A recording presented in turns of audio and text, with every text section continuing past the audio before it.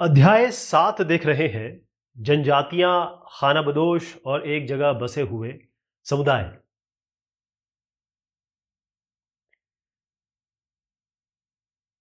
हम बात कर रहे हैं 750 से 1750 ईस्वी की, यानी 8वीं शताब्दी से लेकर 18वीं शताब्दी के बीच में।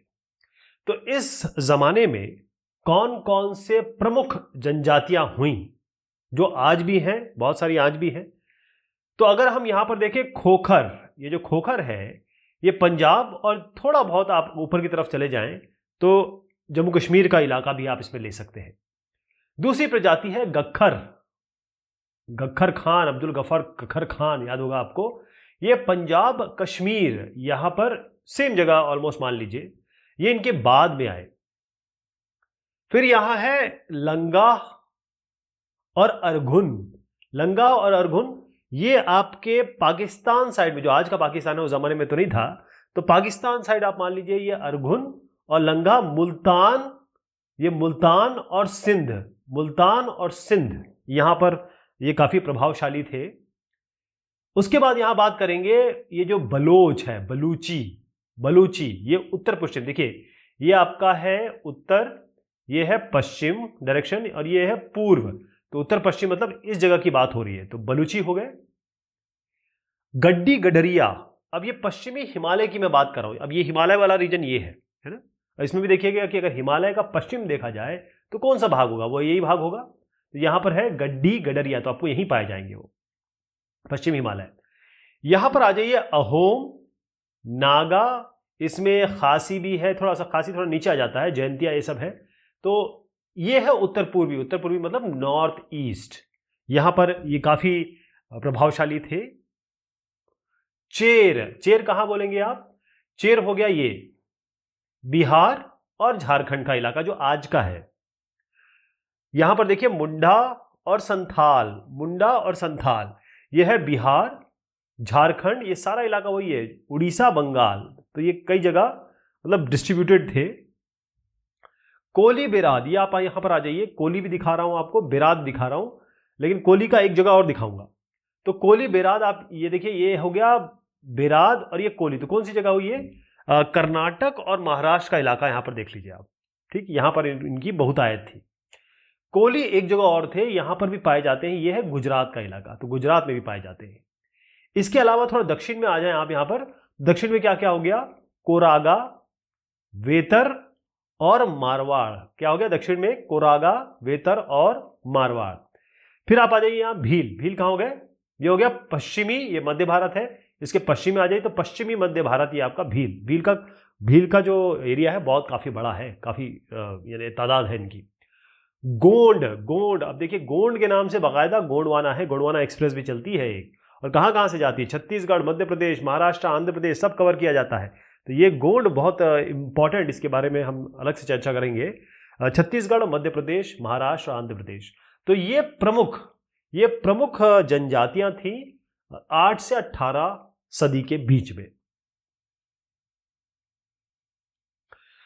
तो अब हम बात कर रहे हैं खानाबदोश और घुमंतु लोग। खानाबदोश घुमंतु का मतलब ये होता है जो एक जगह टिक के नहीं रहते, वो यहां हैं फिर कभी कहीं और हैं, तो ये अपनी जगह बदलते रहते हैं। तो इनके साथ होती थी जानवर, इनके साथ नॉर्मली देखा जाए तो जो खानाबदोश होते थे या खानाबदोश चरवाहे जो होते थे, चरवाहे कौन होते हैं, जिनके पास जानवर होते हैं और इन जानवरों को वो चराते हैं और उसके साथ वो आगे आगे निकल जाते थे। ठीक, अब होता क्या है, जैसे इनके पास जानवर है और जानवर कौन से रखेंगे, वो दूध वाले जानवर होंगे, दूध वाले जानवर होंगे, और बाकी जो भी पशु से आहार जो निकलता है, पशुचारी उत्पाद जो निकलते हैं, पशु से जनित जो उत्पाद होते हैं, उस पर इनका जीवन निर्भर। इसके अलावा जो खेती है, अब इनको आदान प्रदान करना होगा, क्योंकि ये तो क्या चीज पैदा कर रहे हैं, ये दूध पैदा कर रहे हैं, या तो दूध पैदा कर रहे हैं या फिर जानवरों से ही निकली हुई चीज, तो इनको अनाज, कपड़ा, बर्तन कहां से मिलेगा। तो जो लोग टिक के रहते थे, ये लोग मान लीजिए टिक के रह रहे हैं, इनको हम गृहस्थ कहते हैं, और ये हम खानाबदोश कहते हैं, या फिर इनको हम घुमंतु कह लें, पहला पहला अक्षर लिख रहा हूं। तो ये इनसे ट्रेड करते थे, ट्रेड मतलब अनाज, कपड़े और बर्तन के बदले ये अपना जो इनको इनके पास जो चीज होती थी, जैसे ऊन हो गया, घी हो गया, इसका विनिमय करते थे। विनिमय मतलब होता है एक्सचेंज, कि भाई आप मेरी चीज ले लो, आप मुझे अपनी चीज दे दो। इसके अलावा कई ऐसे जो घुमंतू प्रजाति या बंजारे, अभी बंजारे शब्द आएगा, इसमें कई ऐसे थे जो अपने जानवरों को यूज करते थे माल की ढुलाई में। माल की ढुलाई मतलब इनके ऊपर माल रखे, खासतौर पे जैसे गधे होते हैं और ये जो जानवर स्ट्रांग होते हैं ना, उनकी बात मैं कर रहा हूं।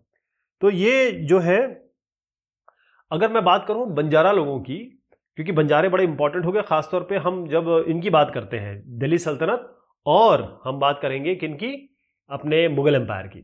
तो बंजारा लोग जो थे ये सबसे इंपॉर्टेंट, ये एक्चुअली क्या थे, ये बंजारा जो लोग थे ये व्यापारी भी थे और खाना बदोश भी थे, यानी व्यापार ट्रेड भी कर रहे हैं और यहां से वहां जा भी रहे हैं।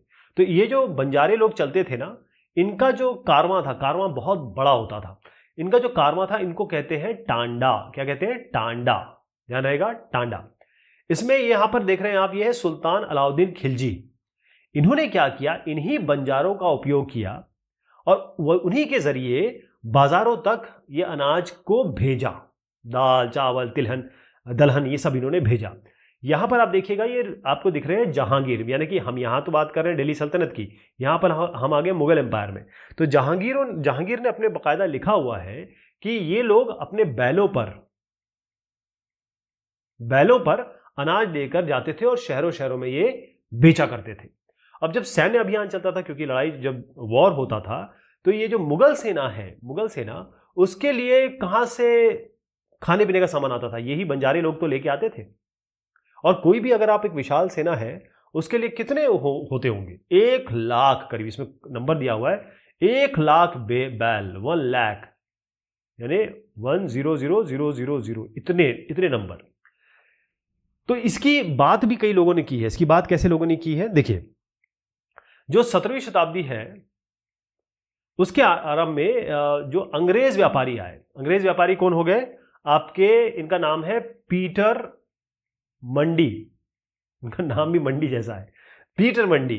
तो इन्होंने ये बताया कि भाई, मतलब सैकड़ों की तादाद में बैल, और ये क्या कर रहे हैं, बैल कहां जा रहे हैं, क्या ले रहे हैं? ये जो पशु हैं, इनमें गेहूं, इन बैलों पे गेहूं लदा हुआ है, इन पे चावल लदा हुआ है, और ये यहां से वहां चले जा रहे हैं। और करते क्या थे ये कि मान लीजिए ये एक जगह है, यहां पर एक कोई चीज, एक्स चीज सस्ती मिलती है, तो यहां से उठाया, यहां बेच दिया, जहां महंगी मिलती है, और जो यहां पर सस्ती मिलती है, कहीं और महंगी मिलती है, उसको उठा के कहीं और ले गए। इस तरीके से काम करते थे। टांडा की बात मैं कर रहा हूं, टांडा कहा जाता था। तो टांडा में आप मान लीजिए 6 से करीबन 700 लोग हो सकते थे, 600 से लेकर 700 तक, इतने सारे लोग हो सकते थे। और ये एक दिन में कितना चलते? देखिए 600-700 तो ये हो गया, यहां लिख देता हूं, 600 से 700 लोग हो सकते थे। इसके अलावा 6 से 7 तक मील चलते थे, माइल, थोड़ा किलोमीटर से बड़ा नंबर होता है ये। और गाय बैलों पर ये सामान जब हो जाता, 6-7 ये मील चल चुके, तो बैलों को ये खुला छोड़ देते थे, या कहीं जो भी जानवर थे उनको ये खुला छोड़ देते थे। और ये खुला छोड़ते थे तो वो वहां पर अपना चारा चुगते थे, यानी अपना खाना पीना बैल खुद ही कर लेते थे, क्योंकि वहां बहुत बड़े बड़े एरिया थे, कोई रोकने वाला तो था नहीं। तो यही बात इसमें खानाबदोश और भ्रमणशील समूह में बताई गई है कि वो एक जगह से दूसरी जगह जाया करते थे। चारागाह उनको मिल जाते थे, कि उस जमाने में ऐसी कोई दिक्कत तो थी नहीं, यहाँ जाए वहाँ जाए। तो उसमें दस्तकार हो गए, फेरी वाले हो गए, नृत्य गायक हो गए, जिसके बारे में अब हम बात करने वाले हैं। इसमें क्या है कि कई जो पशुचारी मतलब होता है पशु का, मतलब पशु चारण, पशु का जो चारण करते हैं, यानी कि पशु को पालते हैं और उनको चराते हैं।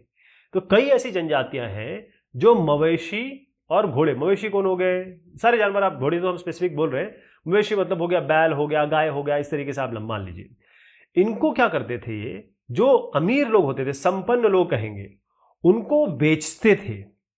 ठीक, इसके अलावा छोटे छोटे फेरी वाले थे, जैसे आजकल आपको साइकिलों में मिलते होंगे, या आप कश्मीरी शॉल वाले नहीं, आप अलग अलग जगह आपको दिखाई देते हैं। तो छोटे छोटे जो फेरी वाले थे, फेरी वाले लोग, अब ये लोग क्या करते थे, ये भी एक जगह दूसरी जगह जाते थे। ये क्या करते थे, जैसे मान लीजिए आपका रस्सी, ये सरकंडे से बना हुआ है। सरकंडा जो होता है एक पौधा होता है, पेड़ होता है, उसको निट करके बहुत अच्छी चटाई वगैरह बन जाती है, रस्सी बन जाती है। ये फूस की चटाई हो गई। तो कौन कौन सी चीज हो गई, एक तो सरकंडे की चीज, ये आप थोड़ा ध्यान रखिएगा, सरकंडे की चीज हो गई। इसके अलावा फूस की चटाई, जिसपे लोग बैठते हैं, फूस हो गया, ये फूस की चटाई हो गई। इसके अलावा जो मोटा बोरा है, इसके माल बनाते थे और बेचते थे। कई भिक्षुक लोग भी होते थे, यानी कि भिक्षा मांगते थे यहाँ यहाँ वहाँ जाके। इसके अलावा इनमें नर्तक लोग होते थे, नर्तक मतलब नाचने वाले, गाने वाले, गायक, और बहुत सारे जो तमाशा दिखाते थे, जादू वगैरह दिखाते थे। ये लोग भी एक जगह से दूसरी जगह घूमते रहते थे, अपनी कला का प्रदर्शन करते थे, उस हिसाब से वो पैसा मतलब मिलता था उनको। जैसे आजकल हम देखते हैं ना, वैसे तो सर्कस खत्म हो गई, लेकिन मेला लगता है, सर्कस लगता है, वो सब चीजें इसमें है। अब इसमें क्या हुआ, थोड़ा सा समाज बदला। समाज इस तरीके से बदला कि पहले हमने बात की थी वर्ण व्यवस्था की। वर्ण व्यवस्था में हमने क्या कहा कि बहुत बड़ा ब्रॉड बना दिया, ब्रॉड कैटेगरी में सबसे ऊपर ब्राह्मण, फिर आपके क्षत्रिय। ब्राह्मण जो होंगे वो यहाँ पर आपकी पूजा पाठ करेंगे, क्षत्रिय जो है वॉर लड़ेंगे, इसके वैश्य जो है ट्रेडिंग करेंगे, और क्षत्रिय जो शूद्र होंगे वो इन सब के लिए काम करेंगे, यानी कि छोटा काम करेंगे। ये सब बात तो ठीक हो गई, लेकिन हुआ क्या, धीरे धीरे छोटी जातियां आने लगी। जैसे छोटी छोटी जाति, मतलब जातियों में भी जातियां आने लगी। कैसे कि भाई मान लीजिए कोई जनजाति है, कोई सामूहिक ग्रुप है, उनको एक एग्जांपल देता हूं। जैसे कोई शिल्प का काम कर रहा है, स्पेसिफिक शिल्प का काम कर रहा है, जैसे कोई सोने का काम करता है, दूसरा नहीं करता। कोई लोहे का काम करता है, सोनार जो है लोहे का काम नहीं कर रहा है, बढ़ाई हो गया, लकड़ी का कोई काम जो कर रहा है।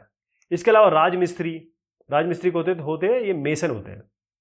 तो ये अलग अलग तरीके के काम के लोग जब आए, क्योंकि इनका स्पेसिफिक काम था ना, ये राजमिस्त्री वाला काम बढ़ाई तो नहीं कर सकता इस तरीके से। तो ब्राह्मणों ने क्या किया, उस जमाने में ब्राह्मणों का बोलबाला था, उन्होंने इन सब को भी जातियों की संज्ञा दे दी। तो कई ऐसी जातियां फिर बनी, ऐसी बहुत सारी जातियां बनी। इसका मतलब यह है कि समाज किस तरीके से बदला कि नई जातियां बनी।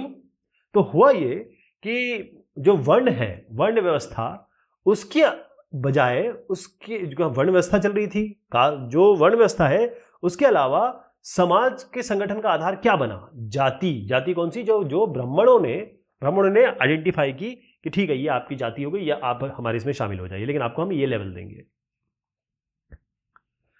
तो 11वीं और 12वीं सदी की बात मैं कर रहा हूं, उसके आते आते जो है क्षत्रिय मतलब जो वॉरियर ग्रुप है, क्षत्रिय की कर देता हूं। इसमें है राजपूत, जो राजपूत गोत्र होता है। राजपूत गोत्र मतलब जो लोग राजपूत के वंशजों से आते हैं, उस गोत्र से आते हैं, तो इनमें काफी इजाफा हुआ। इसमें आपके हूण हो गए, इसमें आपके चंदेल हो गए, इसमें आपके चालुक्य हो गए, तो बहुत सारे इसमें लोग आए। अच्छा, कई लोग ऐसे जो थे जो पहले जनजातियों में आते थे, वो जो जनजातियों में आते थे वो उन जनजातियों वालों को राजपूत मान लिया गया। फिर धीरे धीरे क्या हुआ कि उन्होंने क्या किया, जो पुराने शासक, क्योंकि राजपूत तो बेसिकली शासक ही है, तो उन्होंने क्या किया कि जहां वो जगह उन्होंने कवर कर ली, या कहें उन शासकों की जगह ले ली, खासतौर पे जो कृषि वाले जो क्षेत्र थे, उनका शासन जो है इन राजपूतों ने लिया। ठीक, अब जो बहुत इंपॉर्टेंट जनजाति, सबको ब्राह्मण, बेसिकली ब्राह्मण ही कर रहे हैं, जो कर रहे हैं ब्राह्मण्स, उन्होंने क्या किया, सबको नहीं दिया, उनको सबको बहुत हाई लेवल पे नहीं दिया।